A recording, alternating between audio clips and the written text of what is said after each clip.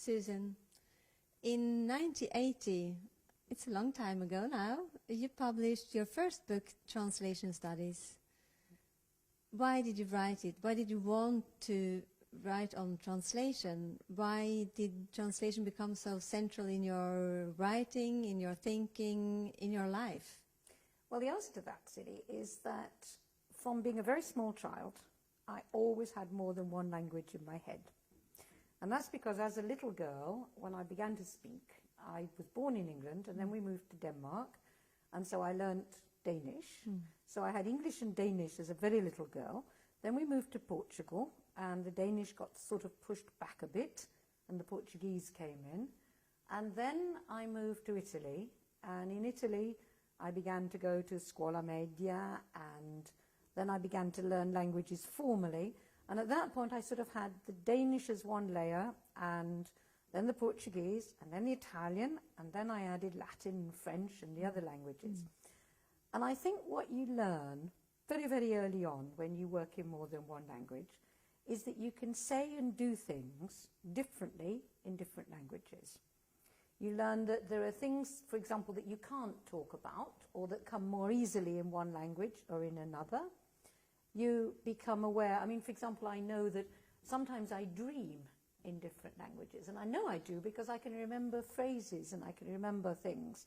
So the point that I'm trying to make is there had always been in my head a kind of multilingual activity. And when I was a young lecturer, after I finished my first degree, I got a job in Rome working with Agostino Lombardo. And he was absolutely wonderful, and he gave me some translation work. And one of the very first things I did was a book by Giulio Carlo Argan, who later became mayor of Rome, on the Renaissance city. And so my very first real publication was a translation. And I did a lot of translations, I did creative writing, but it wasn't until I met up with André Lefebvre, Itamar Ibn Zohar, José Lambert, a whole group of people all interested in thinking theoretically about translation, that it ever really entered my mind that I could view this as somehow academic, because my university degrees had been in English and Italian literature, mainly medieval, and so I didn't really, well, I wasn't intending to be a translation specialist. Translation was something I did. And then meeting this group, I think for me that was a real revelation. And we met at a conference in Norwich in 1975, and everybody was protesting about the state of comparative literature and what was seen as a very sort of overly formalist approach.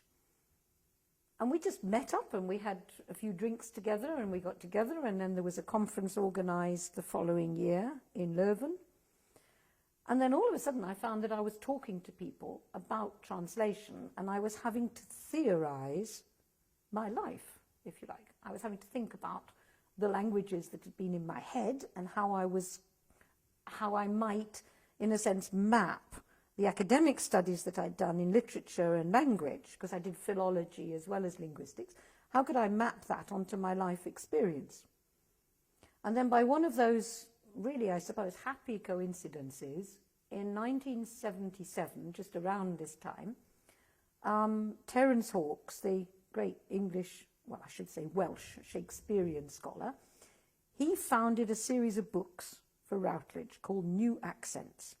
And the idea was that this would be a whole series of books that would introduce to students and general readers all the new thinking in literary studies. So Terry's own book was called Structuralism and Semiotics. And there was to be something on deconstruction and something on gender studies and basically because if you remember, I mean, you probably don't because you're too young, but what was happening then is that there were so many new theories coming in, and sort of every week somebody would, Derrida was writing and there were things happening all over the place. And I wrote to Terry and said, would he be interested in a book on translation? And he was deeply skeptical at first. And he said, you know, why translation? And I, funnily enough, I saw him again this summer. He's in his 80s now, and we reminisced about this. And he told me his version. And he said his version was that after meeting me, we met on a station in a cafe. Where else? In a translation place? We met on a station. And then he said he took it to Routledge, and the Routledge editor, Janice Price, said, "You really want to do a book on translation? Will it work? What relevance does translation have to deconstruction and all these other theories?" And Terry said, "Well, she's convinced me, and we'll give it a go." And absolutely incredibly, it has now been through 3 editions. I'm writing the 4th edition now, which will come out next year. And that means that from 1980, it has never been out of print. It's been translated, I've forgotten how many languages. I think it's something like 15 languages.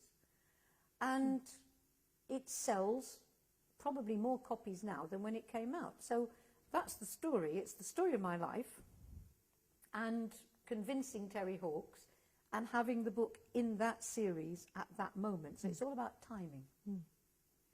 And it's the story of your life, but it's also the story of translation studies, because it's really a milestone. It was the first book that really tried to say, what is translation studies? With the title, what is translation studies? You go into through different chapters. What is history? What is literature translation? What is drama translation? So it's really the first book that is trying to show what this discipline in its early years, what was it going to be, really? I think that's right, but that's because of the purpose of that series. The series was, excuse me, the series was to write very easily accessible books for students and young academic staff. And so what I had to do was, in a sense, to translate complex linguistic theories and other theories into a text that would be readable. And I think that's why the book has done so well, because I do remember at the time that with my very dear friend André Lefebvre, André said to me, "You know, there's a lot of people who feel that the work that you do and the work that I do is dumbing down, because we're writing in a way that is very accessible." And Mika Baal, the narratologist, wrote to me, and she said, "You've written a book of theory that reads like a novel." And I thought, that's what I wanted to do. I wanted to make it accessible. Yeah. Because to me, if theories are too abstract and inaccessible, then first of all, very few people can access. But secondly, and I think probably more important, a group of people end up talking to themselves. Yes. And I didn't want to talk to myself. I wanted to talk to a lot of people. And that's, I'm sure, the reason also why the book is still selling, because now you can really change or choose among hundreds of books on translation. But your book is still selling because it's accessible too.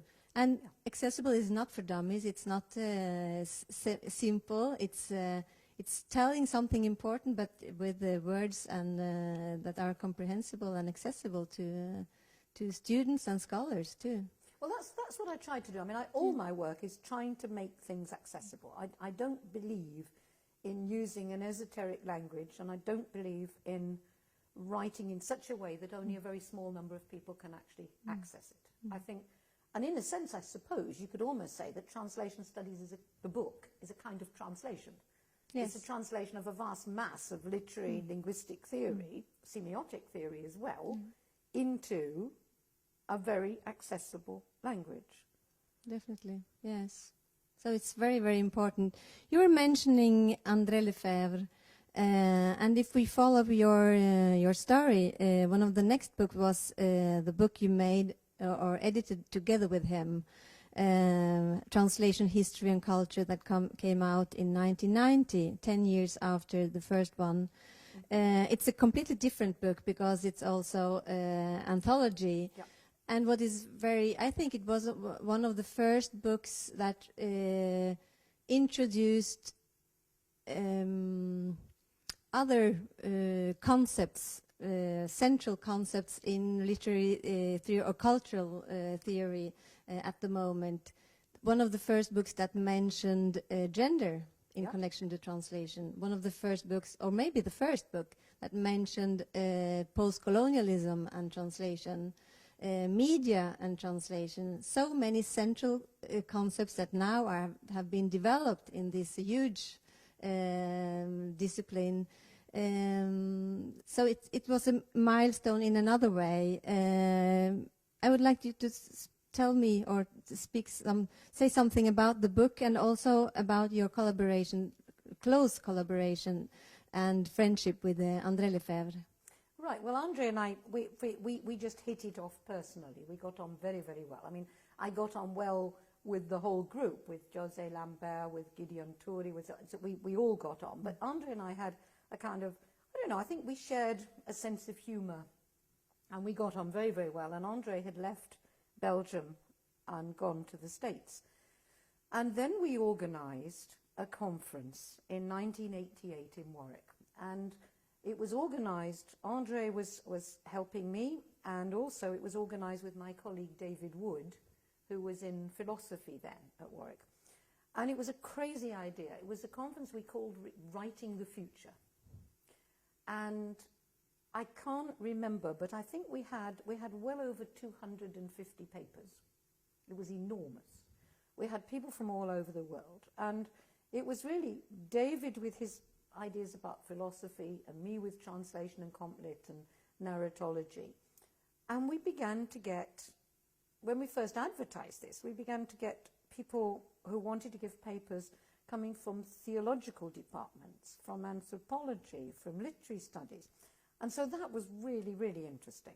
And I think a number of publications came out of the writing. There was, as you know, in the English-speaking world, you don't do conference proceedings, so there wasn't a conference proceeding.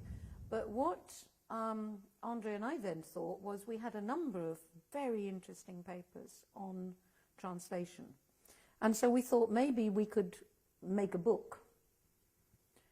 And we called it Translation, History, Culture, because it seemed to us, and I know this book has been generally heralded as bringing about the cultural turn in translation, but that was to us the most important thing at the time, that we thought translation was demonstrably about language, but about much more than language, language in context, cultural issues. I remember one of the papers in that volume that I was particularly pleased to have was by a very good friend who sadly now has died, Vladimir Matsura from the Czech Academy of Sciences.